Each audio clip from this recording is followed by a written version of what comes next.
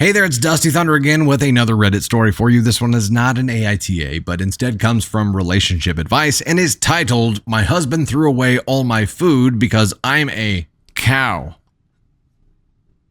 Backstory. We've been married for 6 years and together for 9 years. 2 college kids who fell in love and decided to build a life together. I recently gave birth to a beautiful baby girl, 14 weeks old, who's my entire world. I've suffered through 3 miscarriages and experienced several complications during pregnancy. I was on bed rest for 3 months and had to go through over 20 hours of labor before the doctors performed an emergency C-section. Holy hell. But our daughter was born healthy and happy, and all that pain was worth it. I had gained about 30 pounds during my pregnancy. I was 5'7", 121 pounds prior. After giving birth, I gained another 10 pounds since I have been breastfeeding and my body has been craving calorie-dense foods. Not junk food, just 70% minimum cacao chocolate. Stuff like plantain chips, meats, dairy, nuts, etc. The doctor told me I should listen to my body's needs and feed myself whatever I feel like I need. My husband has been helpful. He was happy when he learned the gender, took care of me, and accommodated all of my needs during my bed rest. Postpartum, however, he started to make up excuses to not help with the baby. He hasn't been as affectionate with our daughter as I had hoped he would be. He made a few negative comments about my weight here and there, like, "You're a bit chubby. Today's a good day to work out and shed some pounds." I was an extremely active woman who worked out 4 to 5 times a week and indulged in dangerous and adventurous activities, but now I'm completely exhausted. I can barely get out of bed. I've collapsed 5 times and I'm stressed out, and at the same time, I have to take care of our baby and the household. The other day, my husband had already gone to work when I went into the kitchen and found all of my food gone. Every single bag, box, package, everything. I called him crying to inquire where all my food is, and he told me he threw everything out because I needed to start losing weight. I hung up on him and called my best friend so she could bring me some food that I needed from the store. Afterwards, my husband came home, and when he saw the food that she had bought, he threw everything outside and smashed everything with his foot. I was furious with him, and I was screaming and yelling at him for being a selfish POS, and he called me an effing cow while throwing some of the crushed packages at me and ended up punching a hole in the door. I think we all know where this is going. I called my brother who picked me and my baby up, and I'm now staying at his place. His mother, sister, and even my own mother are all defending him and that I have to lose weight and apologize to him for my postpartum breakdown. Wait, what? Hold up. His mother, sister, and even my own mother are all defending him.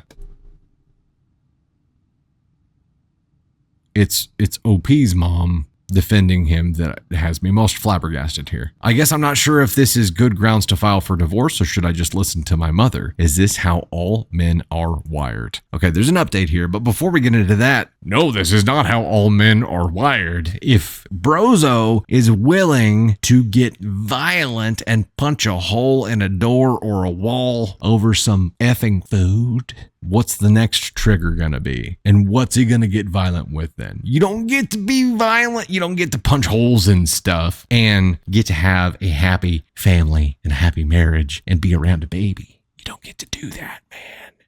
You don't get to. And you know what? If you stayed with him, you would probably get in trouble for endangerment here as well by choosing to stay in that environment. It's not okay. It is not safe. If for no other reason than the safety of your child, you have to look at the situation and say, yeah, I have to get out to protect my child because homeboy just punched a hole in a door over the food that I need to eat to be able to breastfeed. Yeah, he's sitting at Brozo Ask on 1 right now. Let's get into the update here. Throwing packages as well. It's the pinnacle of the violence here is punching a hole in a door. What's next? This is the first step. This is the first thing she's seen from him like this. So what's next? Update. Thank you guys for the comments on my previous post. However, even though I really wanted to follow everyone's advice about weight, eating, and divorce, my mother still got in my head, and because I've always obeyed her, I listened and went back to my husband.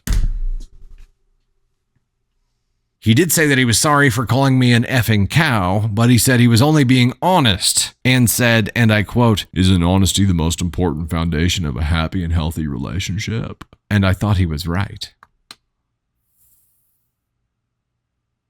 So I started cutting back on my food and eating low-calorie foods, but problems almost immediately arose. My energy levels dropped and my milk supply diminished quickly. I must have collapsed at least 4 during that period, and 3 days ago, at night, the baby was crying nonstop and my husband got angry and yelled at me to make her stop. I told him that I wasn't producing enough milk due to lack of food, and he literally said, "Cows eat grass and produce gallons of milk. What are you, a meat cow?" Dude, what is going on with this guy? And none of this started until after the baby was born. That's when I decided to take my daughter while I was shushing her and letting her breastfeed whatever drops of milk I had there. And once my husband fell asleep, I left the house and came to my best friend, who welcomed me in and told me I can stay there as long as I need to. I didn't go to my brother because I didn't trust him anymore, since he also told me that I should work things out with my husband. I already filed for divorce and cut off contact with his family and my own mother. My best friend and her fiance have been helping me a lot by taking care of my baby while I was resting, and my best friend would bring whatever I needed from the store. My milk supply has returned to normal, and I haven't collapsed once. I've probably had more rest for these 3 days than I've had in a month. I'm going to attempt to get full custody and supervised visits from the father, but my best friend's fiance said it might be difficult to do without evidence. And I do have at least some evidence, because we of course have cameras outside our house and they recorded everything. It may not be enough, but fingers crossed. But the Reddit advice has helped me out a lot, and I appreciate all the help. Here's the deal. It was going to happen again at some point, and at some point she was going to end up having to take action and get out of there. I'm just glad that what she waited for to happen to be enough to finally make the break and get out of there wasn't something violent. I'm just glad she didn't wait for something bad like that to happen. But he was willing to harm his child by trying to force mom to stop eating, which cut off the milk supply, which harmed his child. What does he gain out of this? Just he wants something better to look at? That's what he's concerned about? He's not concerned about the well-being of anyone involved. He's concerned about what has to accost his eyeballs. Brozo, ask on one.